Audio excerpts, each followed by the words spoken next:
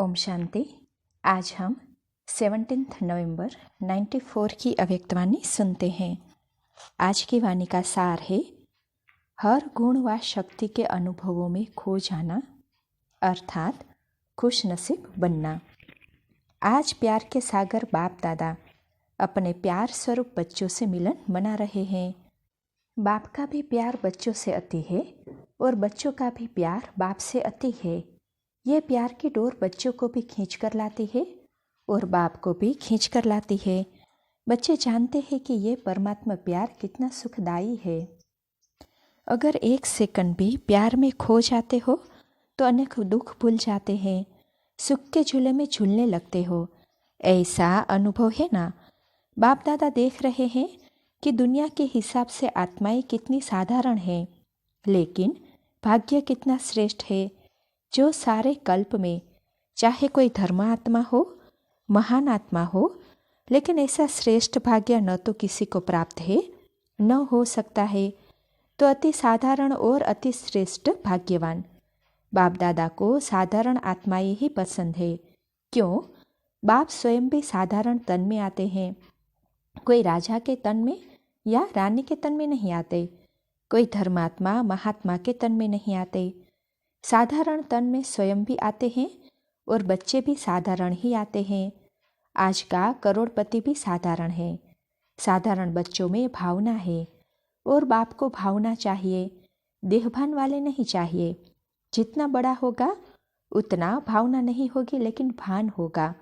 तो बाप को भावना का फल देना है और भावना साधारण आत्माओं में होती है।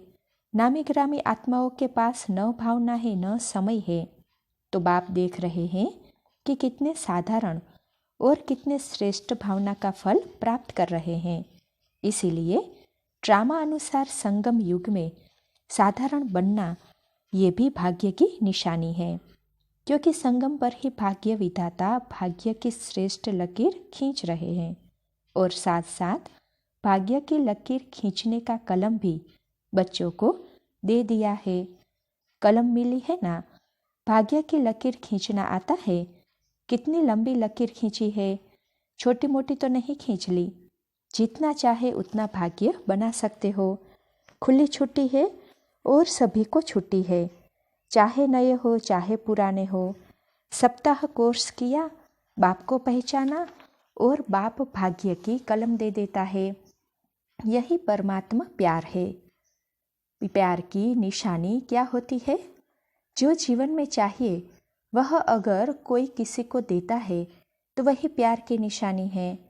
तो बाप के प्यार की निशानी है, जो जीवन में चाहिए वो सर्व कामनाएं पूर्ण कर देता है। सुख शांति चाहिए ना। अगर कोई वस्तु एक दो को देते हैं तो उससे सुख मिलता है ना। तो बाप सुख क्या देता, लेकिन सुख का भंडार आप सबको बना देते हैं। सुख का भंडार है ना। पूरा स्टॉक है या एक कमरा दो कमरा है, भंडार है। जैसे बाप सुख का सागर है, नदी और तालाब नहीं है, सागर है। तो बच्चों को भी सुख के भंडार का मालिक बना देते हैं। कोई सुख की कमी है क्या? कोई अप्राप्ति है? फिर यह नहीं कहना कि थोड़ी सी शक्ति दे दो, दे दिया, दे दो कहने की आवश्यकता ही नहीं। बाप ने दे दिया है, सिर्फ उसको कार्य में लगाने की विधि चाहिए। और विधि भी बाप द्वारा अनेक प्रकार की मिलती है।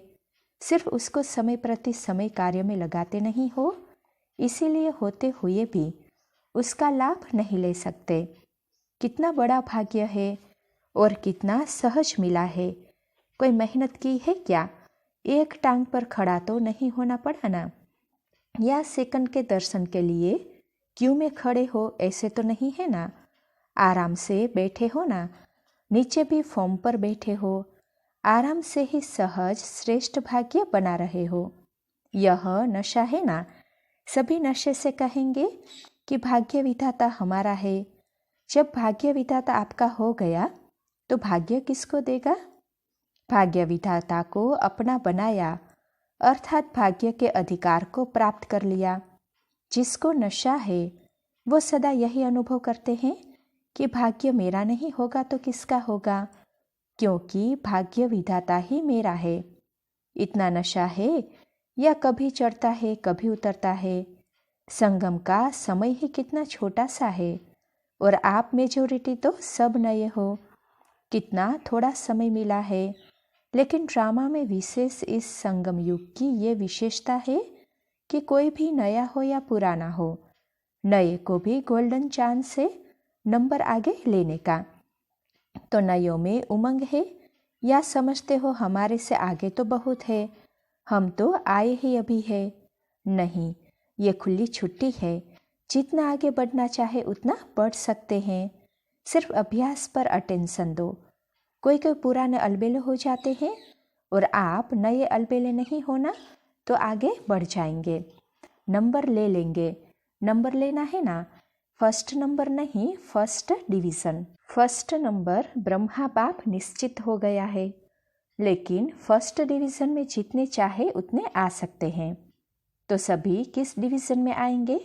सभी फर्स्ट में आएंगे, तो सेकंड में कौन आएगा? माताएं किस में आएगी? फर्स्ट में आएगी। बहुत अच्छा, आना ही है। यह दृढ़ निश्चय भाग्य को निश्चित कर देता है।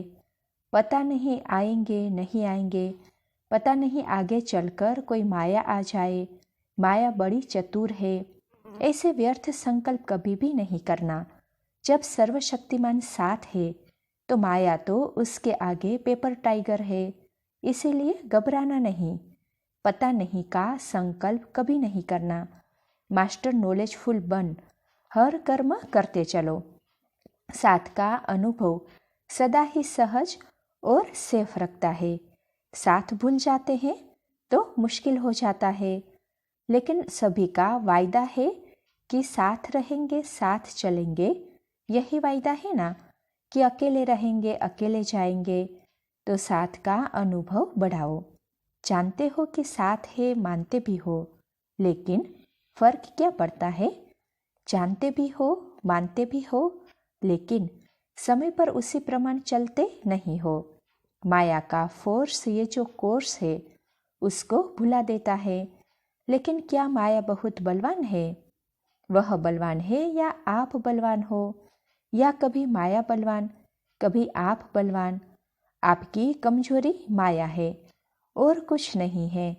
आपकी कमजोरी माया बनकर सामने आती है, जैसे शरीर की कमजोरी बीमारी बनकर सामने आती है ना, ऐसे आत्मा की कमजोरी माया बनकर के सामना करती है। तो न कमजोर बनना है, न माया आनी है। लक्ष्य ही है माया जीत जगत जीत। कितने बार विजयी बने हो? अनगिनत बार। फिर भी घबरा जाते हो। कोई नई बात होती है तो कहा जाता है, नई बात थी ना, मुझे पता नहीं था, इसीलिए घबरा गए। लेकिन एक तरफ कहते हो अनेक बार विजयी बने हैं, फिर घबराते क्यों हो? बाप का प्यार ही है कि हर बच्चा श्रेष्ठ आत्मा बन राज्य अधिकारी बने। प्रजा अधिकारी तो नहीं बनना है ना, तो राज्य अधिकारी अर्थात हर कर्मेंद्रिय जीत। अगर अपनी कर्मेंद्रियों के ऊपर, मन बुद्धि संस्कार के ऊपर विजय नहीं, तो प्रजा पर क्या राज्य करेंगे? अगर ऐसे राज्य बने जो अपने ऊपर विजय नहीं पा सकते, तो सत्युग भी कलयुग बन जाएगा।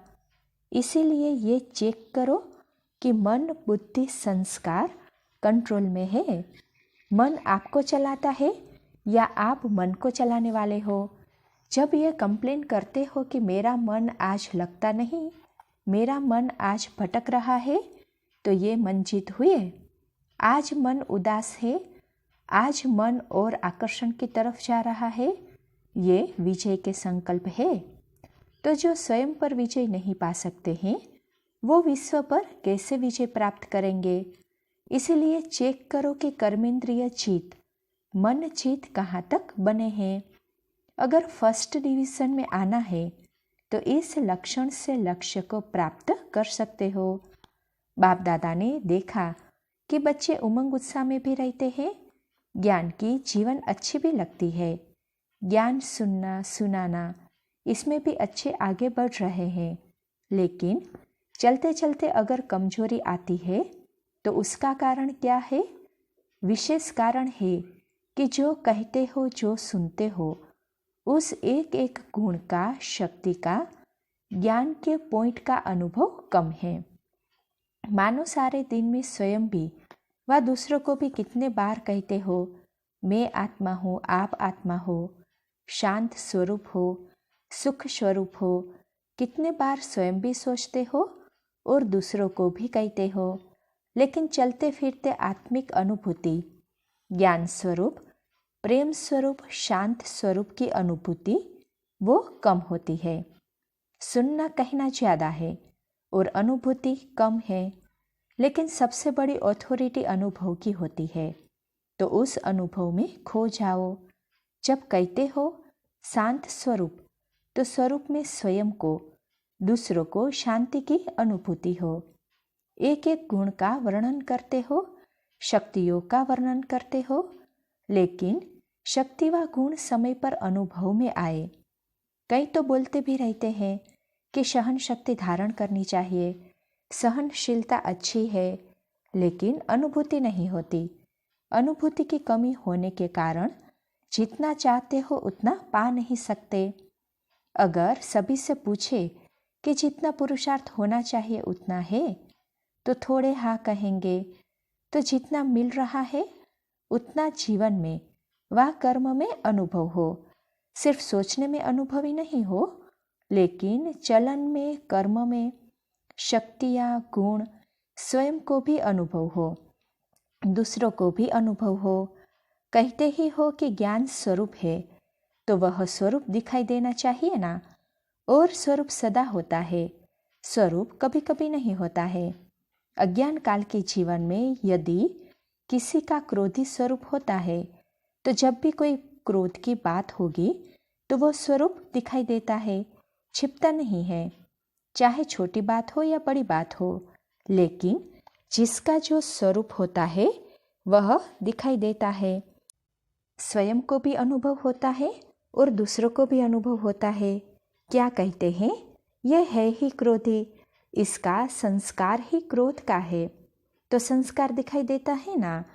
ऐसे ये ज्ञान स्वरूप, शांत स्वरूप, सुख स्वरूप अनुभव में आए तो अनुभवी मूर्त, ये है श्रेष्ठ पुरुषार्थ की निशानी।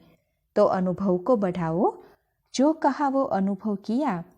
अगर अनुभव नहीं होता है तो उसका कारण ये है कि जो समय प्रति समय विधि मिलती है, उस विधि के ऊपर अटेंशन कम है। जितना ज्ञान को, शक्तियों को, गुणों को रिवाइज करते रहेंगे तो रियलाइज सहज होगा। रिवाइज नहीं करते तो रियलाइजेशन भी कम है। सुना बहुत अच्छा, लेकिन चलते फिरते रिवाइज होना चाहिए। जैसे दुनिया वाले कहते हैं कि कर्म ही योग है।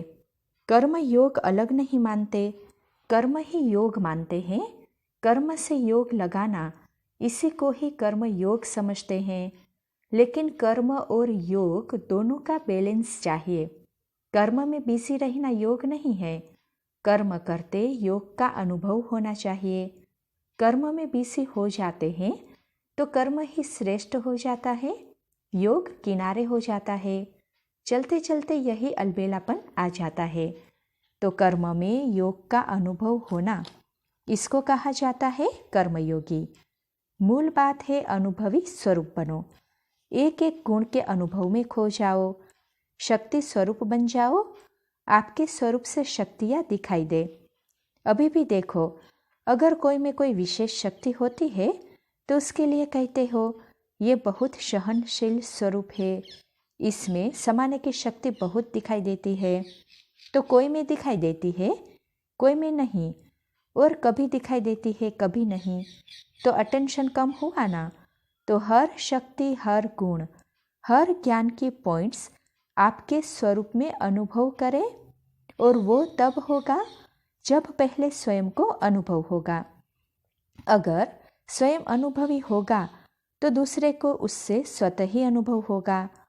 और जब अनुभव करते हो तो कितनी खुशी होती है। एक सेकंड भी अगर किसी गुण व शक्ति का अनुभव होता है तो कितनी खुशी बढ़ जाती है। और जब सदा अनुभवी स्वरूप होंगे तो सदा चेहरे पर खुशी की झलक खुश नसीब की झलक अनुभव होगी। तो अनुभव को बढ़ाओ। विधि तो स्पष्ट है ना। अच्छा, सभी खुश नसीब तो हो ही, लेकिन विशेष खुशी मनाने आए हो तो सबको खुशी मिली है। सब आराम से रहे हुए हो। मन आराम में है तो तन को आराम मिल ही जाएगा। ये तो होना ही है। जितना स्थान बढ़ाएंगे उतना कम होना ही है। ये भावी है, उसको क्या करेंगे। और अच्छा है, रिहर्सल हो जाती है। जहाँ बिठाओ, जैसे बिठाओ, जैसे सुलाओ, इसकी रिहर्सल हो जाती है। तो पट में सोना अच्छा है। पट राजा बन गए ना। शास्त्रों में तो पट रानी और पट राजा का बड़ा गायन है। आप तो बहुत सहज बन गए, कोई तकलीफ नहीं। बाप दादा और निमित्त आत्माएं सोचती तो यही है कि सब आराम से रहे, लेकिन अगर ज़्यादा संख्या में भी आराम लगता है तो खुशी की बात है। जहाँ भी रहे हुए हो वहाँ खुश हो, कोई तकलीफ नहीं है। और बुलाए, सिर्फ एक सूचना चली जाए कि जो आना चाहे वो आ जाए, तो क्या करना पड़ेगा। अखंड तपस्या करनी पड़ेगी।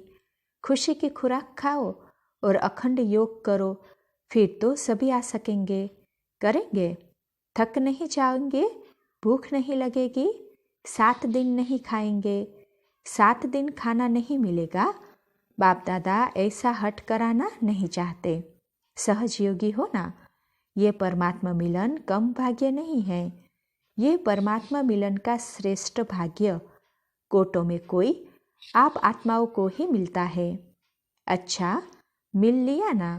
भक्ति में तो जड़ चित्र मिलता है और यहाँ चैतन्य में बाप बच्चों से मिलते भी हैं, रूरिहान भी करते हैं। तो ये भाग्य कोई कम है। फिर भी आप सब लकी हो। समय की गति बदलती जाती है। अभी फिर भी आराम से बैठकर सुन रहे हो। आगे चलकर वृद्धि होगी तो बदलेगा ना। फिर भी आप लकी हो, क्योंकि टू लेट के टाइम पर नहीं आए हो, लेट के टाइम पर आए हो। तो सब खुश हो। अच्छा, ओम शांति।